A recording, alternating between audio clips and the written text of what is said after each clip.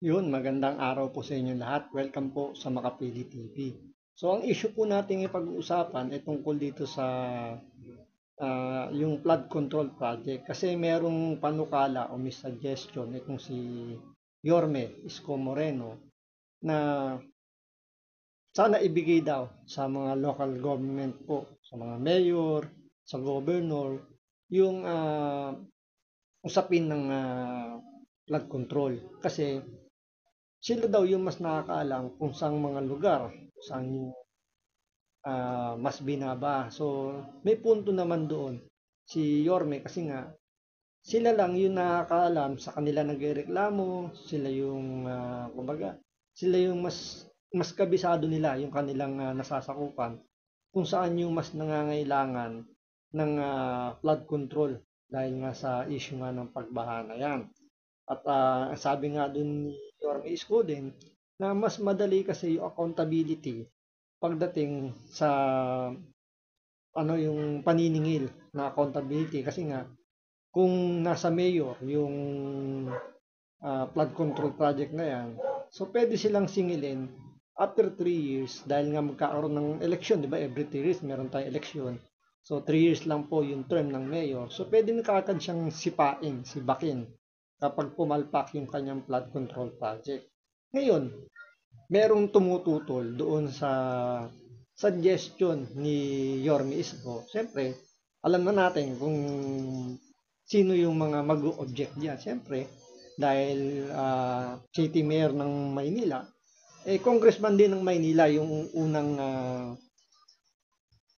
hindi pabor doon sa panukala ni Yorme Isko na ibigay yung flood control sa mga local chief executive. So, siyempre, mawawala yung ano kumbaga, yung, hindi lang yung kung sino yung kung saan ilalagay yung flood control, sino yung magiging maggagawa, di ba? Ang mangyayari kasi, mayor yung pipili kung saan yung flood control, saan ilalagay yan, sino yung mga contractor, kilala nila. So, dalawa na lang yung pwedeng sisihin kapag pumalpak yung flood control, DPWH, tsaka yung mayor o governor. Kasi sa sistema natin ngayon, turuan ang nangyayari Tulad niyan, di ba? Sinasabi ni Bongbong Marcos nung sona niya, palpak daw yung flood control. Nagpalakpakan yung mga congressman na siguro sa kakapal ng mga muka, hindi sila tinablan, hindi nila naget na sila pala yung pinariringgan ni Bongbong Marcos. So ang dating sa mga Pilipino, sa mga kababayan natin, ang sinisisi ni Bongbong Marcos doon sa palpak na flood control yung DPWH kasi sila yung gumagawa, di ba? Sila yung gumagawa ng flood control pero hindi naisip ni Bongbong Marcos tsaka ng iba nating kababayan yung budget niyan, ang naglalagay is mga congressman. Kaya nga ang tawag sa kongreso is meron silang power of the purse. Nasa kanila yung pitaka, nasa kanila yung bank account. Sila yung nagdi-distribute kung saan ilalagay yung mga project. Kaya nga 'di ba, usap-usapan diyan na humihingi sila ng mga additional na budget para ponduhan daw yung mga proyekto nila sa kanilang mga constituent. So yun yung nangyayari talagang may say talaga yung mga congressman pagdating sa pag-allocate ng mga budget, especially sa mga ganyang project na malaki yan talaga. So ito yung naging sagot ni Congressman Chua sa panukala ni Isko na ibigay sa LGU or sa governor sa mga lalawigan, 'di ba? Sa mga chief executive, yung mga local chief executive, yung pamumuno, pagpapatakbo ng flood control, lahat ibigay sa kanila kasi mas madali yung accountability, wala nang turuan. So ito, panoorin po natin itong naging interview ni DJ Chacha dito kay Congressman Chua regarding nga doon sa suggestion ni Yorme Isko sa naibigay sa mga mayor yung flood control. So ito, panoorin po natin. Kong Joel, Opo, sige po, since na sige po. pag-uusapan na po natin itong mga infra projects, flood control projects, merong panawagan si dating Manila Mayor Isko Moreno. Ang sinasabi po niya, ilipat na lamang yung operasyon nitong mga flood control sa LGUs. Ano pong komento nyo dyan? Kasi ang problema po natin, pagka gumawa ka po niyan, dapat po yan interconnecting sa mga city. So dito hindi niya muna sinagot kung pabor ba siya sa plano, sa suggestion ni Yorme. Dito depensa kagad ang ginawa ni Congressman Chua na pero ramdam mo na kagad yung pagtutol niya doon sa suggestion ni Yorme. So baka mamaya po, pag hindi po national government ang mag-i-implement niya, magkakaroon din tayo ng problema kasi maaaring maganda yung programa ng City of Manila. Paano naman po sa mga karatig lunsod niya? Kung hindi po, magkakabarabara, sayang rin lang po ang programa. Okay. Kaya dapat po, pag yan po talaga ay in-implement, buong lahat po nakikita po, interconnected po sa bawat syudad. Kumbaga, So yun, kailangan daw kumbaga, isa sa mga problemang nakita rito ni Congressman Chua, yung interconnected nga, especially Maynila.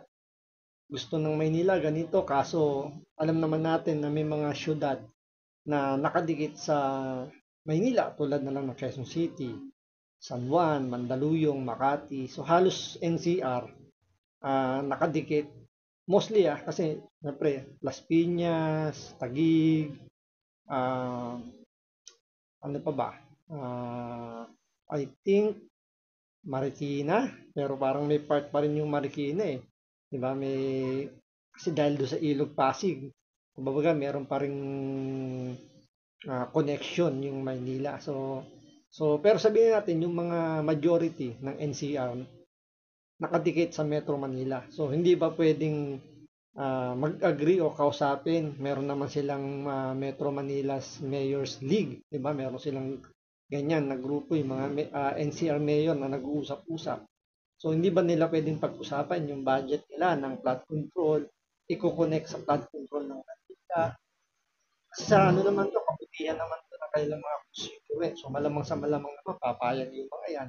At gusto rin naman nilang maresolba yung problema sa baha. Pero yung baha kasi, yung problema nila is yung paano yung flood control na ginagawa nga ng DPWH na pinakikialaman nga ng mga congressman. Ngayon nagiging problema kaya hindi maganda yung nagiging outcome ng flood control.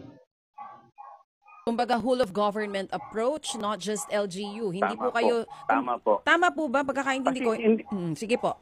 Tama. Tama po. Kasi po, hindi naman po ibig sabihin na porque nilipat po sa LGU, ibig sabihin po niyan, wala nang kalukuhan na mangyayari. So ang sa atin lang po dyan, dapat po yung tamang pag-i-implement. So, hindi... So, yung tamang pag-i-implement. So, ibig sabihin, palpak talaga implementation ng flood control sa pamumuno ng administrasyon ni Bongbong Marcos. So, aminado rin talaga siya na palpak talaga yung flood control ng administrasyon ni Bongbong Marcos.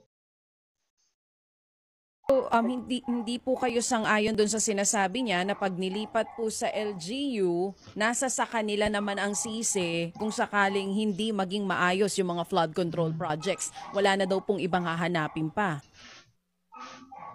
Kasi sa akin po, naniniwala po ako, dapat po yan talaga DPWH eh.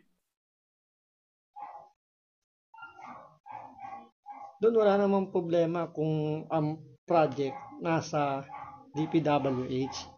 Ang nagiging problema lang kasi rito, project ng DPWH pero pinakikialaman lang kasi ng mga politiko, especially ng mga congressman. Yun yung pinaka-problema diyan. 'Di ba? Pag sabi nga ni Mayor Magalong merong katkong diyan na nakukuha itong mga politiko na almost 30% na lang yung natitira doon sa total budget. Kasi nga may katkong yung mga politiko, mga congressman, may katkong pa yung DPWH, may katkong pa yung yung contractor. Kaya ang ending, maliit na lang yung budget at kung matuloy man, substandard pa ang nangyayari. So, yun talaga. May mga nasa congressman ang pagpapasya kung matutuloy yung suggestion ni Yorme. Yun nga lang, base na rin kay Congressman Chua, siya mismo ayaw niya mapunta sa local government yung pagpapasya kasi malamang sa malamang mawawalan ng katkong yung mga politiko na humahawak sa budget ng Pilipinas. Tandaan nyo yung sinabi ni Vice President Sara Duterte, dalawa lang po ang may hawak ng budget ng Pilipinas, si Saldico at si Tambaluslos. So, ito yung nagpapakita lang na totoo yung sinasabi ni Vice President Sara Duterte. So, nasa inyo po yan kung tama yung suggestion ni Yorme o hindi. Kayo na pong musga sa sagot ni Congressman Chua. So maraming salamat sa panonood. Ingat po kayo lagi. God bless.